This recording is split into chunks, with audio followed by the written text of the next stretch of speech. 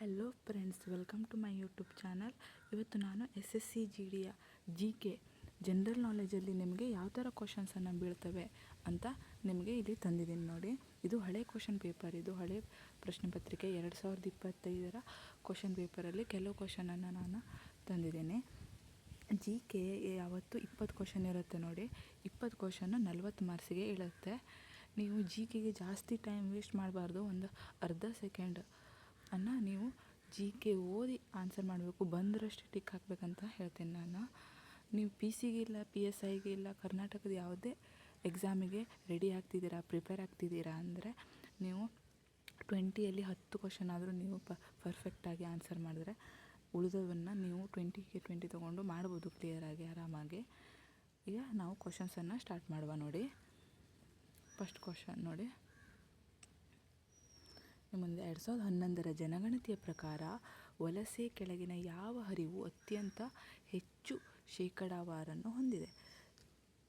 2011ರ ಜನಗಣತಿ ಬಗ್ಗೆ ಕ್ವಶನನ್ನು ಕೇಳಿದ್ದಾರೆ. ಇದರ ಆನ್ಸರ್ ನೋಡಿ ಸಿ ಆಗಿರುತ್ತೆ. ಗ್ರಾಮೀಣ ಪ್ರದೇಶದಿಂದ ಗ್ರಾಮೀಣ ಪ್ರದೇಶಗಳಿಗೆ 2011ರ ಜನಗಣತಿ ಪ್ರಕಾರ ವಲಸೆಯ ಕೆಳಗಿನ ಹರಿವು ಹೆಚ್ಚು ಪರ್ಸೆಂಟೇಜನ್ನು ಹೊಂದಿದೆ. ಸೆಕೆಂಡ್ ಕ್ವಶನ್ ನೋಡುವ. ನಿಮ್ಮ ಚೆಕ್ಕಲ್ಲಿ ಅಯಸ್ಕಾಂತೀಯ ಶಾಯಿ ಅಕ್ಷರ ಗುರುತಿಸುವಿಕೆ MICR ಸಂಖ್ಯೆಯ ಮೊದಲ 3 ಅಂಕಿಗಳು ಡ್ಯಾಶ್ ಅನ್ನು ಹೇಳ್ತದೆ. ಚೆಕ್ ಈ ಥರ ಇರುತ್ತಲ್ವ, ಪೇ ಅಂತ ಬರ್ಕೊಂಡಿರುತ್ತೆ, ಇಲ್ಲಿರುತ್ತೆ. ಇಲ್ಲಿ ಒಂದು 6 ಸಂಖ್ಯೆಯ ನಂಬರ್ ಇರುತ್ತೆ. ಅದು 9 ಸಂಖ್ಯೆಯ ನಂಬರ್ಸ್ ಇರುತ್ತೆ. ಆ ಸಂಖ್ಯೆ ನಿಮಗೆ ಏನು ಹೇಳುತ್ತೆ ಅಂತ ಕೇಳಿದ್ದಾರೆ. 7, 8, 9 ಮೊದಲ 3 ಸಂಖ್ಯೆ ಯಾವುದರ ಬಗ್ಗೆ ಹೇಳುತ್ತೆ ಅಂತ ಇಲ್ಲಿ ಕ್ವಶನ್ ಕೇಳಿದ್ದಾರೆ. MICR ಅಂದರೆ ಮ್ಯಾಗ್ನೆಟಿಕ್ ಇಂಕ್ ಕ್ಯಾರೆಕ್ಟರ್ ರಿಕಗ್ನೈಜೇಷನ್. ಇದನ್ನು ನೀವು ನೆನ್ಪಿಟ್ಕೋಬೇಕು. ಇದರ 3 ಅಂಕಿಗಳು ನಗರ ಕೋಡನ್ನು ತಿಳಿಸ್ತದೆ. ನಿಮ್ಮ ಯಾವ ನಗರದ ಕೋಡ್ ಅಂತ ಹೇಳ್ತದೆ ಅದು. ನಂತರದ 3 ಅಂಕಿಗಳು ಯಾವ ಬ್ಯಾಂಕಿನ ಬಗ್ಗೆ ಅಂತ ಕೋಡಿರುತ್ತೆ. ಕೊನೆಯ 3 ಅಂಕಗಳು ಬ್ಯಾಂಕಿನ ಯಾವ ಶಾಖೆ ಇದರ ಬಗ್ಗೆ ಕೋಡನ್ನು ಹೊಂದಿರ್ತದೆ. ಆಯಿತಾ? ನೆಕ್ಸ್ಟ್ ಕ್ವಶನ್ ನೋಡುವ. ಟಿಟಾ ಸಾಧು ಅವರು ಯಾವ ಕ್ರೀಡೆಗೆ ಸಂಬಂಧಿಸಿದ್ದಾರೆ? GKಯಲ್ಲಿ ಯಾವತ್ತೂ ಒಂದು ಕ್ವಶನ್ ಇಲ್ಲ 2 ಕ್ವಶನ್ನು ಕ್ರೀಡೆಗೆ ಸಂಬಂಧ, ಸ್ಪೋರ್ಟ್ಸ್ ಇದು ಬಿದ್ದೇ ಬೀಳ್ತದೆ. ಟಿಟಾ ಸಾಧು ಅವರು ಕ್ರಿಕೆಟ್ಗೆ ಸಂಬಂಧಿಸ್ತಾರೆ. ಇಂಪಾರ್ಟೆಂಟ್ ಇರೋದು ಹೇಳ್ತೀನಿ ನೋಡಿ. ಕ್ರಿಕೆಟು ಒಂದು ಕ್ವಶನ್ ಬಿದ್ದೇ ಬೀಳ್ತದೆ, ಇಲ್ಲ ಬ್ಯಾಡ್ಮಿಂಟನ್ ಬಗ್ಗೆ ಒಂದು ಕ್ವಶನ್ ಬೀಳ್ತದೆ, ಇಲ್ಲ ಹಾಕಿ ಬಗ್ಗೆ. 3ರಲ್ಲಿ ಇಂಪಾರ್ಟೆಂಟ್ ಬಿದ್ದೇ ಬೀಳ್ತದೆ ಯಾವತ್ತು. ಇವು 3 ಕವರ್ ಅಪ್ ಮಾಡ್ಕೊಂಡು ಹೋಗಲೇಬೇಕು ನೀವು. ನೆಕ್ಸ್ಟ್ ಕ್ವಶನ್ ನೋಡಿ. ಸಾಮಾನ್ಯವಾಗಿ ಕಲ್ಲು ಕಾಂಡದ ಗಿಡ ಎಂದು ಕರೆಯಲಾಗುವ ಹಸಿರು ಪಾಚಿಯ ಯಾವ ಪ್ರಭೇದವನ್ನು ಸಾಮಾನ್ಯವಾಗಿ ಸಸ್ಯವೆಂದು ತಪ್ಪಾಗಿ ಭಾವಿಸಲಾಗುತ್ತದೆ? ಇದು ಸೈನ್ಸ್ ಬಗ್ಗೆ ಇರೋ ಕ್ವಶನ್ನು. ಕ್ಯಾರ ಅಥವಾ ಚಾರ್ ಅಂತ ಕರೀತಾರೆ. ಚಾರ್ ಎಂಬುದು ಹಸಿರು ಪಾಚಿಯ ಒಂದು ಕುಲವಾಗಿದ್ದು ಇದನ್ನು ಸಾಮಾನ್ಯವಾಗಿ ಸ್ಟೋನ್ವರ್ಟ್ ಅಥವಾ ಕಲ್ಲು ಕಾಂಡದ ಗಿಡ ಎಂದು ಕರೆಯಲಾಗುತ್ತದೆ. ಇದು ಕಾಂಡದಂತಹ ರಚನೆಗಳು ಮತ್ತು ಕವಲೊಡೆದ ಸಸ್ಯಗಳಂತಹ ಭಾಗಗಳನ್ನು ಒಳಗೊಂಡಿರುವ ಸಂಕೀರ್ಣ ರೂಪವಿಜ್ಞಾನದ ಕಾರಣದಿಂದಾಗಿ ಇದನ್ನು ಹೆಚ್ಚಾಗಿ ನಿಜವಾದ ಸಸ್ಯವೆಂದು ತಪ್ಪಾಗಿ ಭಾವಿಸಲಾಗುತ್ತದೆ. ನಿಜವಾದ ಸಸ್ಯಗಳಿಗಿಂತ ಭಿನ್ನವಾಗಿ ಚಾರ್ಗೆ ನಿಜವಾದ ಬೇರುಗಳು, ಕಾಂಡಗಳು ಅಥವಾ ಎಲೆಗಳು ಇರುವುದಿಲ್ಲ. ಬದಲಿಗೆ ತಳದಲ್ಲಿ ಲಂಗೂರು ಹಾಕಲು ಮತ್ತು ಪೋಷಕಾಂಶಗಳನ್ನು ಹೀರಿಕೊಳ್ಳಲು ರೆಜಾಯ್ಡ್ಗಳನ್ನು ಹೊಂದಿರುತ್ತವೆ. ಇದರ ಕೋಶಗೋಡೆಗಳು ಕ್ಯಾಲ್ಸಿಯಂ ಕಾರ್ಬೋನೇಟ್ನಿಂದ ಲೇಪಿತವಾಗಿರುವ ಗಟ್ಟಿಯಾಗಿರುತ್ತದೆ. ಇದು ಕಲ್ಲು ಕಾಂಡದ ಗಿಡ ಎಂದು ಹೆಸರಿಗೆ ಕಾರಣವಾಗಿದೆ. ನೆಕ್ಸ್ಟ್ ಕ್ವಶನಿಗೆ ಹೋಗುವ. ನೆಕ್ಸ್ಟ್ ಕ್ವಶನ್ ನೋಡಿ. 1917ರಲ್ಲಿ ಸರೋಜಿನಿ ನಾಯ್ಡು ಅವರು ಯಾವ ಮಹಿಳಾ ಸಂಘಟನೆಯನ್ನು ಸ್ಥಾಪಿಸಿದರು? 1917ರಲ್ಲಿ ಸರೋಜಿನಿ ನಾಯ್ಡು ಅವರು ಮಹಿಳಾ ಭಾರತೀಯ ಸಂಘವನ್ನು ಸ್ಥಾಪನೆ ಮಾಡ್ತಾರೆ. ಪೊಲಿಟಿಕ್ಸ್ ಅಥವಾ ರಾಜಕೀಯದ ಬಗ್ಗೆ ಒಂದು ಕ್ವಶನ್ ಮತ್ತು ಸಂವಿಧಾನದ ಬಗ್ಗೆ ಒಂದು ಕ್ವಶನ್ ಬಿದ್ದೇ ಬೀಳ್ತದೆ. ಕನ್ಫರ್ಮ್ ಇವೆಲ್ಲ ಬೀಳೋವು. ಮೆದುಳಿನಲ್ಲಿ ಉರಿಯೂತವನ್ನು ಉಂಟು ಮಾಡುವ ಸೊಳ್ಳೆಗಳಿಂದ ಹರಡುವ ವೈರಸ್ಸನ್ನು ಹೆಸರಿಸಿ. ಮೆದುಳಿನಲ್ಲಿ ಉರಿಯೂತ, ಇದು ಆಪ್ಷನಲ್ಲಿ ಜಪಾನೀಸ್ ಎನ್ಸೆಫಾಲಿಟಿಸ್ ಎಂಬ ವೈರಸ್ಸು ಮೆದುಳಿನಲ್ಲಿ ಉರಿಯೂತವನ್ನು ಉಂಟು ಮಾಡ್ತದೆ. ಅರ್ಥಶಾಸ್ತ್ರದಲ್ಲಿ ಈ ಕೆಳಗಿನವುಗಳಲ್ಲಿ ಯಾವ ಪರಿಕಲ್ಪನೆಯನ್ನು ಒಂದು ಕಾಲಾವಧಿಯಲ್ಲಿ ವ್ಯಾಖ್ಯಾನಿಸಲಾಗಿದೆ. ಅರ್ಥಶಾಸ್ತ್ರದಲ್ಲಿ ಒಂದು ಕಾಲಾವಧಿಯಲ್ಲಿ ವ್ಯಾಖ್ಯಾನಿಸುವುದು ಯಾವತ್ತು ಫ್ಲೋ, ಹರಿವನ್ನು ಒಂದು ಕಾಲಾವಧಿಯಲ್ಲಿ ಮೆನ್ಷನ್ ಮಾಡ್ತಾರೆ. ಒಂದು ಸಮಯ, ಒಂದು ನಿರ್ದಿಷ್ಟ ಸಮಯದಲ್ಲಿ ಸ್ಟಾಕ್ ಅಥವಾ ಸಂಗ್ರಹವನ್ನು ಮೆನ್ಷನ್ ಮಾಡ್ತಾರೆ ನೋಡಿ.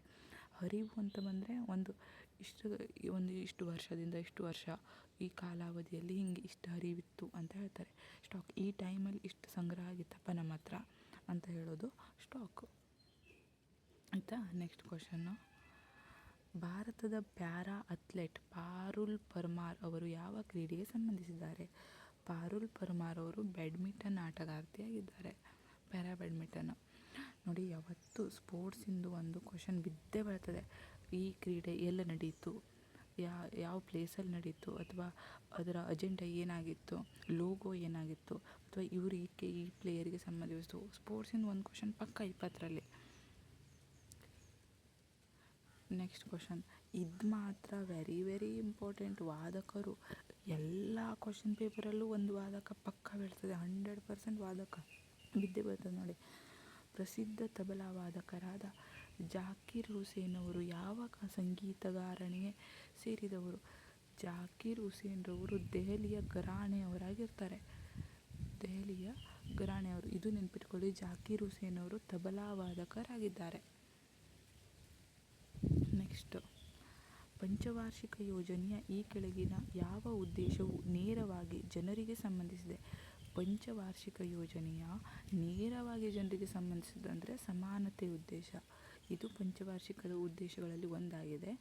ಇದು ಜನರಿಗೆ ನೇರವಾಗಿ ಸಂಬಂಧಿಸಿರ್ತದೆ.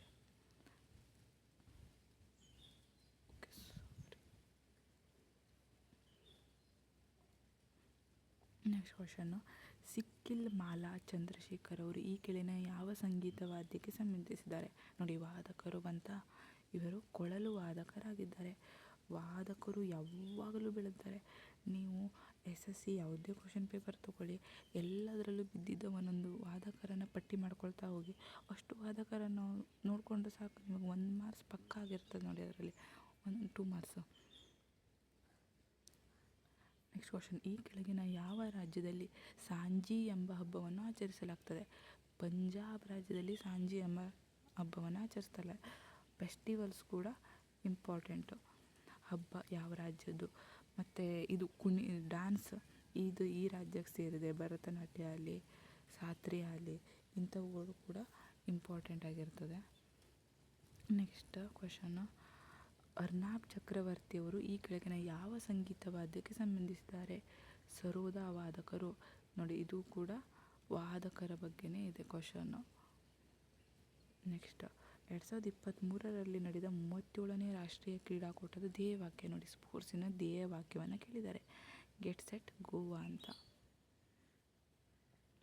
ನೆಕ್ಸ್ಟ್ ನೋಡಿ, ನಾನಿಲ್ಲಿ ಇಷ್ಟೇ ಕ್ವಶನ್ಸು. ನಾನು ಈಗ ನಿಮ್ಗೆ ವಾದ್ಯ ಮತ್ತು ಸಂಗೀತಗಾರರನ್ನು ತಂದಿದ್ರೆ, ಎಂತಕ್ಕಂದರೆ ಎಲ್ಲ ಕ್ವಶನ್ ಪೇಪರಲ್ಲಿ ನಾನು ಸುಮ್ಮನೆ ಹೇಳ್ತಾ ಇಲ್ಲ. ಎಂತಕ್ಕಂದರೆ ನಾನು ಕೂಡ ಒಂದು 4 ಎಕ್ಸಾಮರು ಅಟೆಂಡ್ ಮಾಡಿದ್ದೀನಿ. SSC GDದು ನಾನು ಕ್ಲಿಯರ್ ಆಗಿದ್ದವಳು.